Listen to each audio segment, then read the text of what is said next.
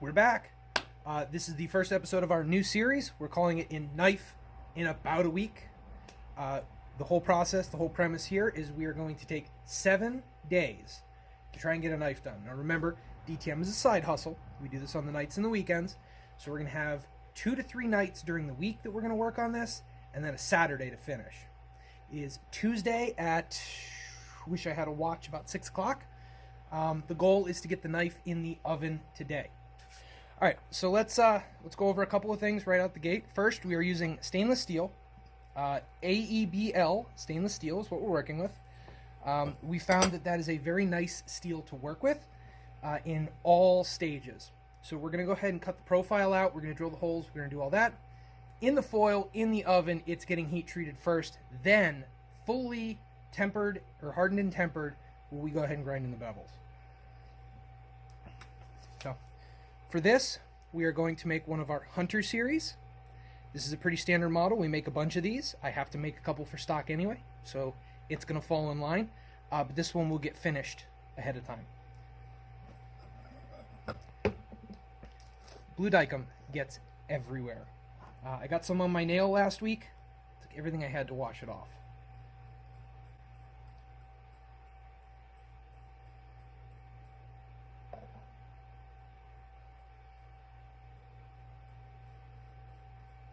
In this shop, we typically work with AEB-L and 80 CRV2 for our mono steels.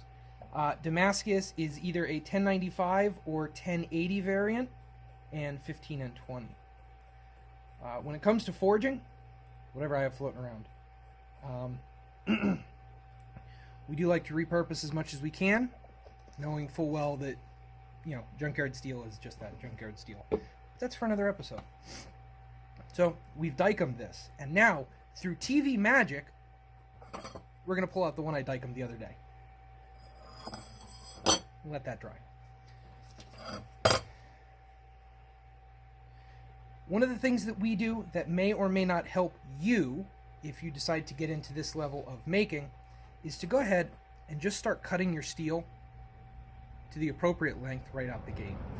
If you're going to plan for making a certain amount of knives, it's just easier to go ahead and do it this way.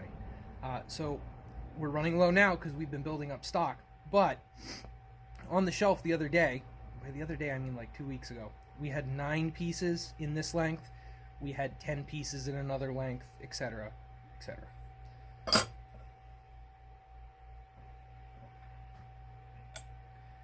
These little button neodymium magnets you can get on Amazon for like $10. I legit have probably 200 of these things floating around. I do use them for other projects, but in this case, they are great for holding the template down. Now we're just using basic paper, so you do have to be a little bit generous with your scribe. You don't want to rip up your template. In another video, we're going to go over the templating process and how we go about and make these, because it is kind of an interesting process. I sketch out a lot of these designs. I cut them out of wood or cardboard or even card stock. Once I get the design I like, I actually use knife print, which is just a great product. You can use the free version. For the money, I would pay the couple of bucks to have the yearly full editor. There's a lot more features you can use in that.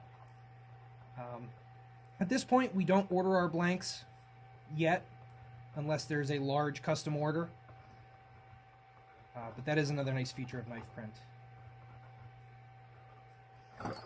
One of the other problems, their steel selection is not the greatest. It works, it's not the greatest.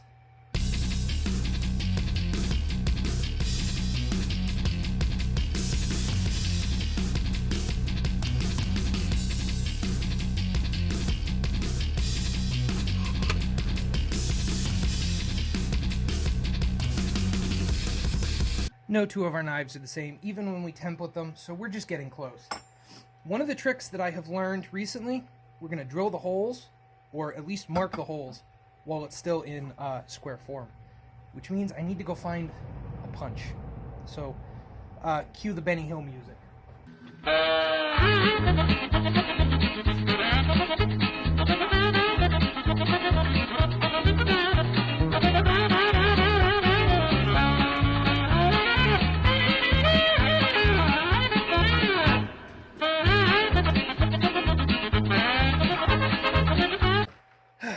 Punch. These spring-loaded punches are a lifesaver. I do still follow up with a manual punch though.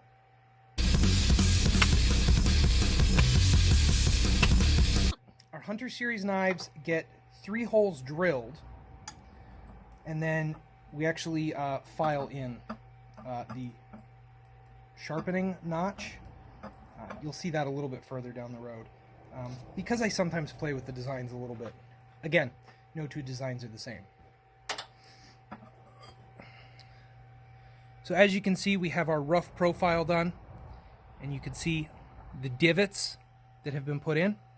So while it's in this square format, we're going to head over to the drill press. All right, at the drill press, other side of the shop, we have to go ahead and get our peeper protectors, and we got to get our drill bits.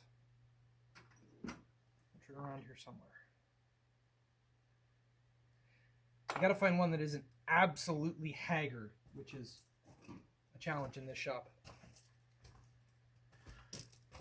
When I organized the drill bits last, I mixed the numbered bits and the measurement bits. So this is a 1/8. That is going to be the starting drill point, is 1/8. We do have numbered drill bits. Number 30. Number 30 is what we usually use. It's just a hair larger. It makes it easier to put the pin material in. I am amazed this thing was right here. Never is.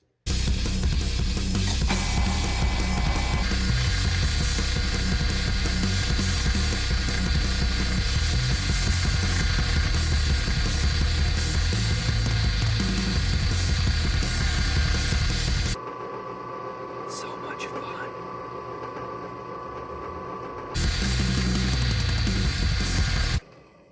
Just like that, first holes are done. Now, this model of knife has a lanyard hole in the back, so we're going to go ahead and we're going to up that size now.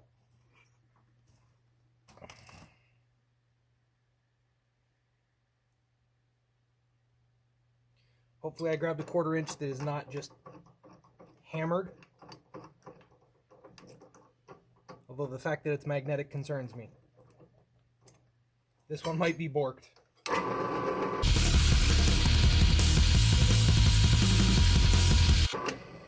We definitely got one that's borked.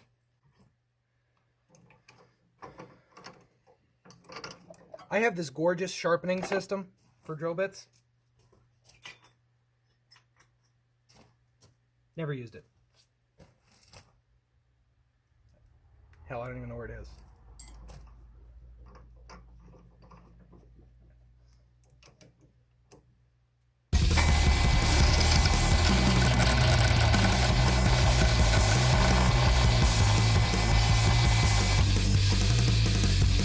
All right, drilling is done. Now we move over here, just past where you are, right down here. This is a cheapo Harbor Freight drill press. We have the speed turned up a little bit. And the only thing we do with this is we put in little countersinking bits. That one wasn't a little bit, but you get what I'm saying. And the whole purpose is to make sure that any burrs we just created, because there are burrs right there on the back end, I'm just going to rip them right out of here.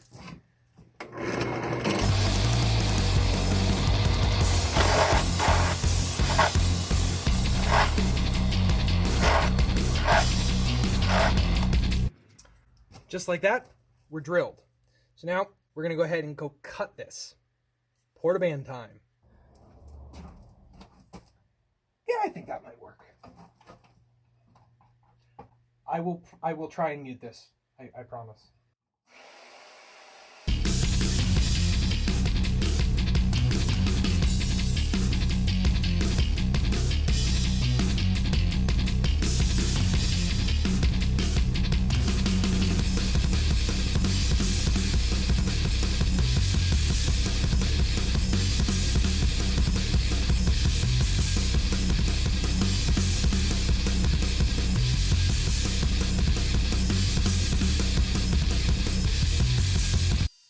All right, popped out real quick to get my mask. I try and wear this every time I do any type of grinding, whether it's metal, micarta, wood, you name it. You don't need that stuff in your lungs. So our new grinder is in the works. Until such a time, we are working on old trusty here. And for that, we're going to need to change out the belt. Yeah, this one's pretty worn down. This is a worn 80 grit. We're going to get rid of that. I always keep my worn belts until they're in the way more than anything. But when it comes to shaping, you cannot go wrong with a 36 grit ceramic. Here on the floor, because we haven't built a good hanger. I'm going to take some notes from Jeff Fader on this one. It won't be for a bit.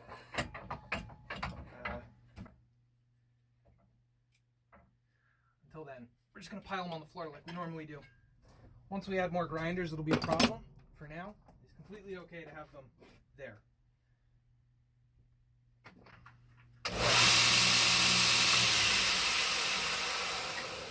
It's very important when you first start using any ceramic belt in a low grit, keep your peepers on. You should be wearing these all the time, but this is going to throw the equivalent of rocks at my face for the first minute or two. So, mask, glasses, keep them on. I'm sure one of you eagle-eyed viewers will catch me without them at some point, but for now, this is how you do it. Just a little bit. And what we're doing is we're taking this profile, okay? It looks pretty close. There's a little bit of a divot right here. You can just see there's a little bit of a bump. And then we have to clean this out. We're going to use some of the tools over here behind me to do that. So, once again, I'll put some music or something so you don't have to listen to the grinder.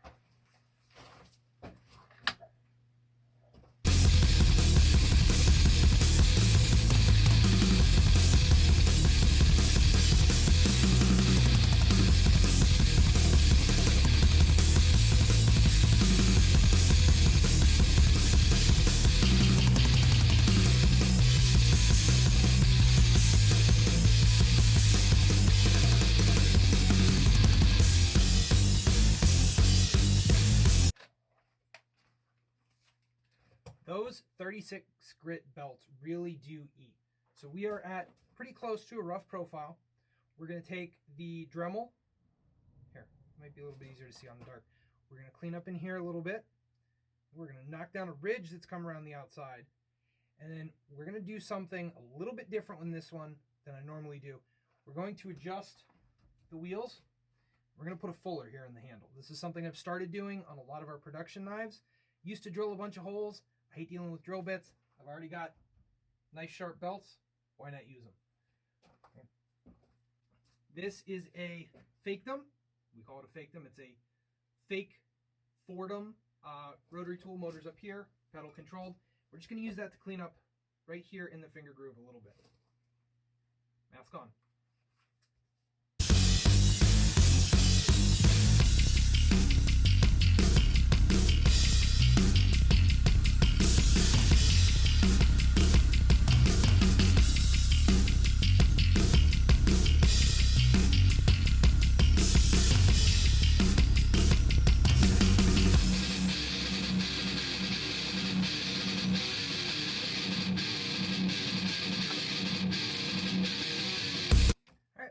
Looking pretty good.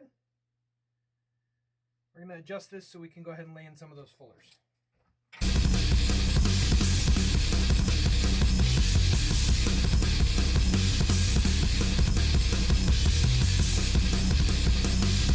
All right, let's go ahead and lay in some fullers.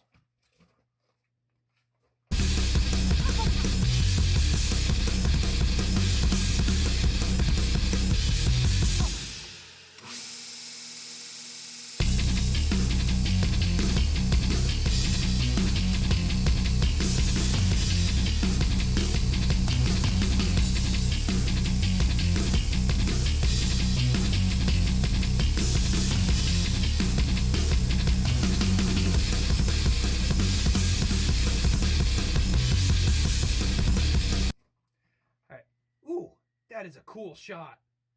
They don't have to be a whole lot. We're just giving the epoxy a little bit more surface area to bond to, and we're pulling the weight back just a hair. So now we got a couple more steps we got to do, and we're going to try and get it in the foil. Let's move on to the next step, which is the wire wheel.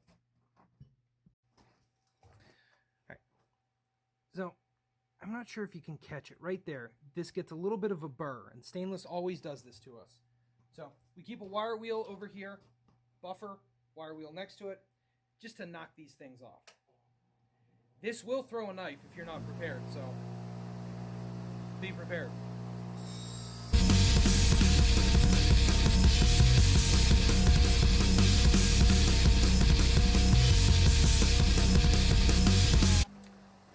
It's that quick. All right, we're gonna head over to the other bench and we're gonna get the choil or the sharpening notch filed in, and we're gonna stamp these real quick. So it's us walking over to the other bench.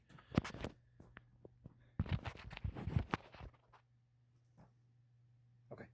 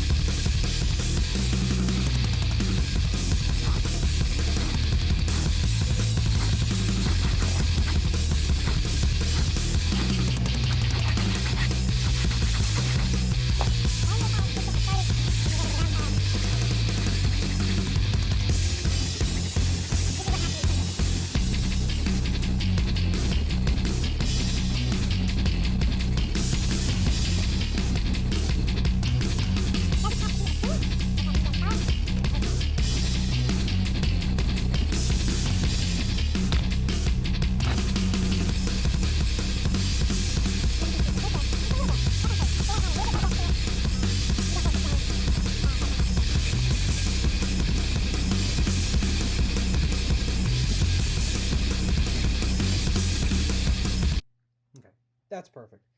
These are chainsaw files, by the way. These things are not the greatest. We go through these like crazy. I gotta figure out what to do with them. I'm thinking they're going in canister Damascus in the future. So there we go.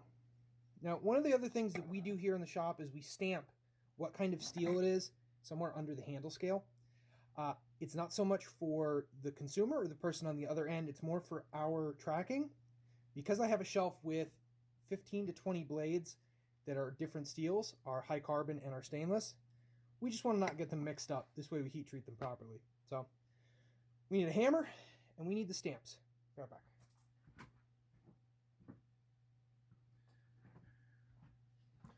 We're going to get a little ugly. Now, like I said, this is AEB-L. I don't necessarily need to stamp all of that in there. Typically what I do is just an AE.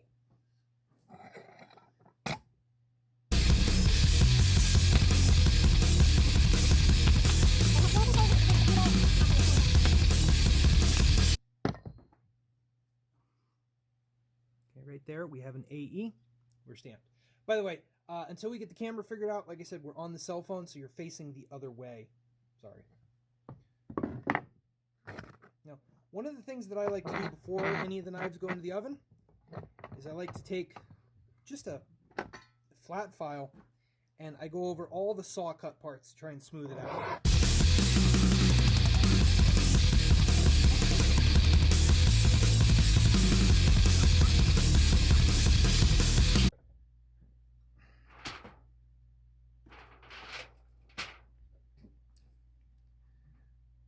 Foil will cut you every time.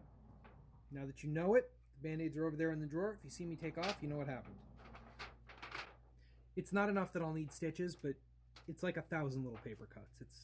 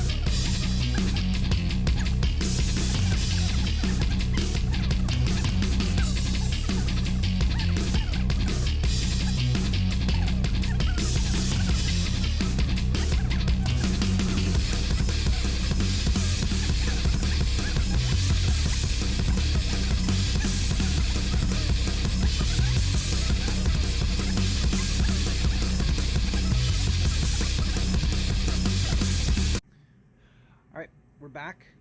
It's pushing 10 o'clock, 10:30, something like that, Tuesday night. And we're going to go ahead and plate quench the knife that we started the project with. I actually off camera did 2 more.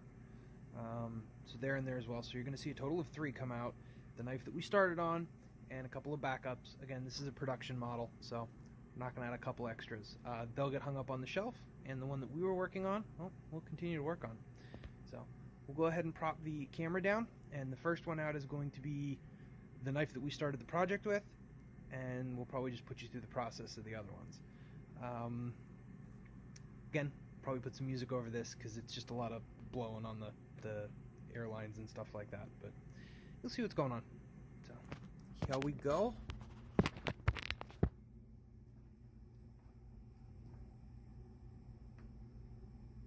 That looks pretty good. The oven is somewhere around 1950 degrees, so I'll wear a glove. I used to wear glasses. I don't know where my shop glasses are, so.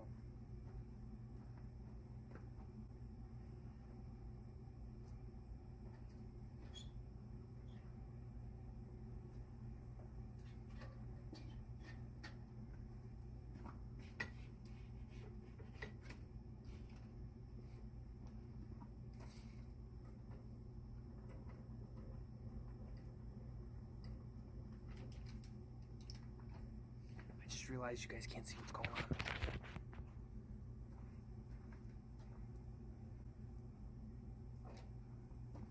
So we take the air gun, which is pre-wired, and we just blow some air through.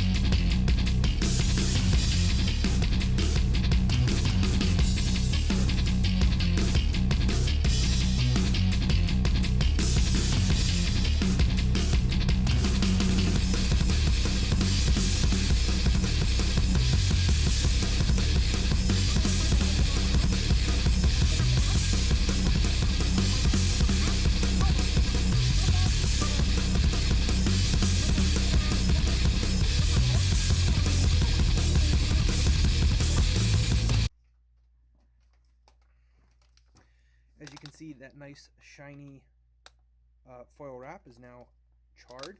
We keep all of this. The plan is to use it in our canister Damascus.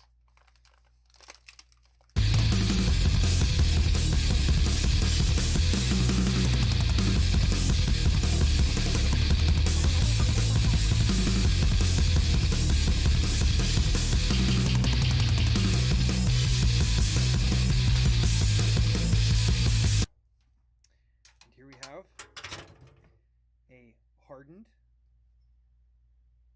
stainless steel blade. And some of that nice coloring, that nice rainbow effect. So, like I said, this guy will sit with the other ones, and then probably tomorrow I will start cycling through the temper cycles. These get tempered for 2 hours at 400 degrees twice. So even if I do one tomorrow, work on it Thursday, do one Friday, and then Saturday we can hopefully glue everything up, we would be in a good place. So that is now all for tonight. We will see you all on Thursday. All right, it is Monday night. We got a bye night tonight. We're going to get back to work on the knife, and I've been starting to edit this video, and I'm talking entirely too much, so we're going to move a whole bunch into time-lapse, that kind of nonsense. But we got to take a look and talk about the knife real quick. So at this point, it is twice tempered. It is up to 120 grit on the bevels. It's been sandblasted, and this will get another sandblasting to make everything nice and satin before we do the glue up, which will hopefully be the end of the night. My choices are as follows. black canvas micarta, natural canvas micarta, or black and red linen micarta. And we're just going to do the old standby of eeny, meeny, miny, mo.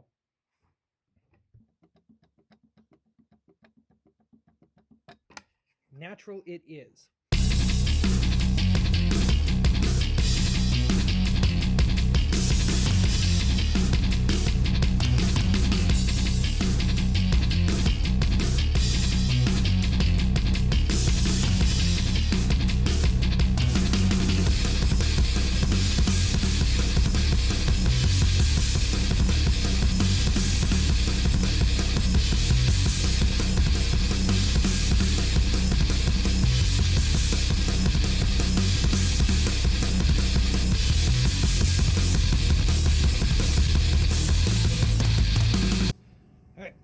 Out of the grinding room, we have roughly shaped knives,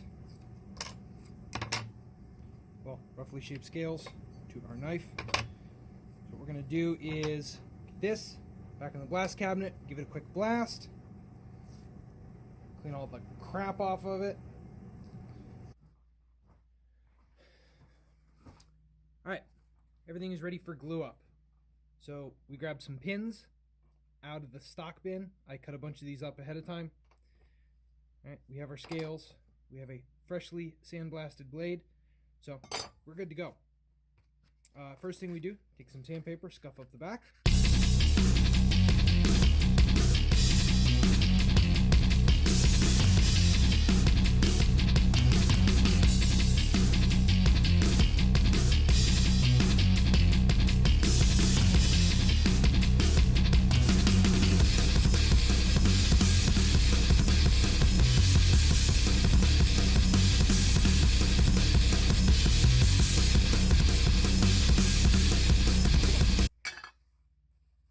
DTM's knife wax.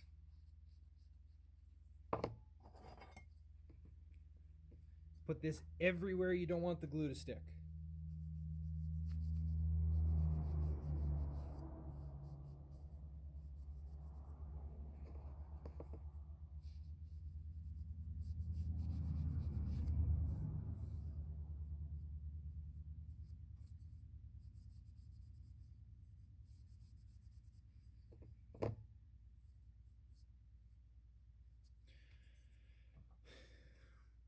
Coat the spine, coat under the handle, and coat the blade. We want the epoxy to stick back here. And now we mix the epoxy. After we find the tape that was right here.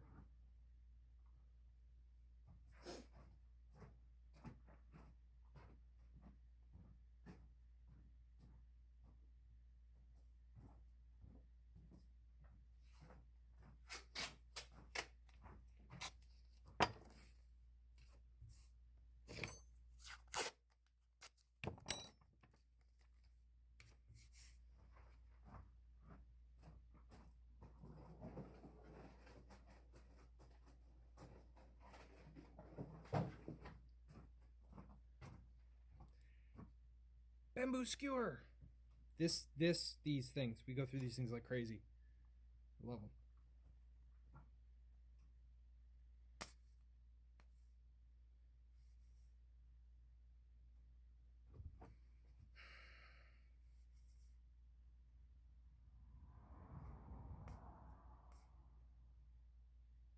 You know what? I'm gonna go get some hot water. I'll be right back.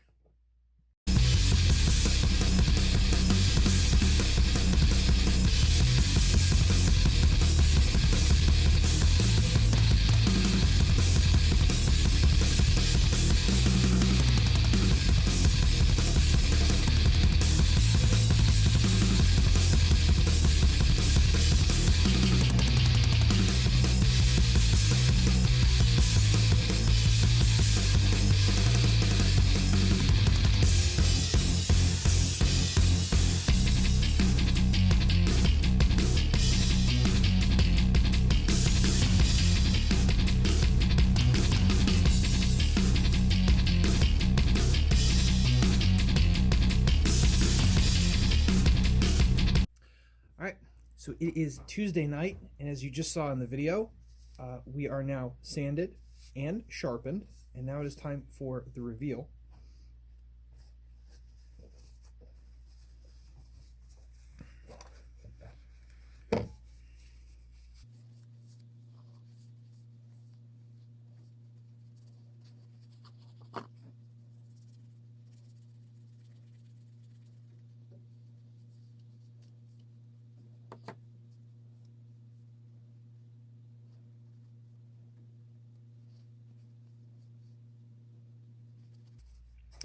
Just a little bit of DTM's knife wax, which for this is not necessary in the long term, but you can see there's a little bit of stuff on there, so we use it to clean and oil it down. Basically, it's its first oiling. Now, stainless is not truly rust proof. This may still rust. We still give knife wax when these come out.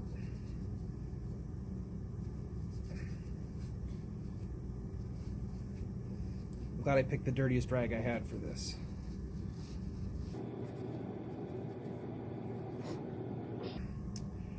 And there you go.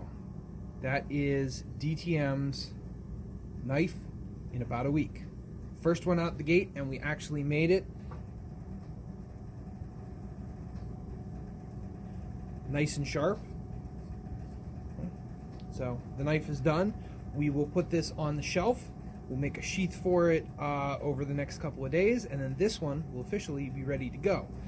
However, we're going to leave this off the market just in case anybody is interested in picking this up from us. You can hit us up in the comments or send us a message on the website. We're going to give you, our loyal YouTube viewers, first dibs on this knife if you're interested in it. You can go ahead and hit us up. Like I said, we'll have a sheath ready to go for it, and it'll be pretty awesome. The next one up we're going to do is we're going to do one of our chef's knives, and that should be a couple weeks from now. We'll get started on that. That will be March's project. It'll probably be a French pattern chef's knife. So that's where we'll start in the next go-around in the knife in about a week.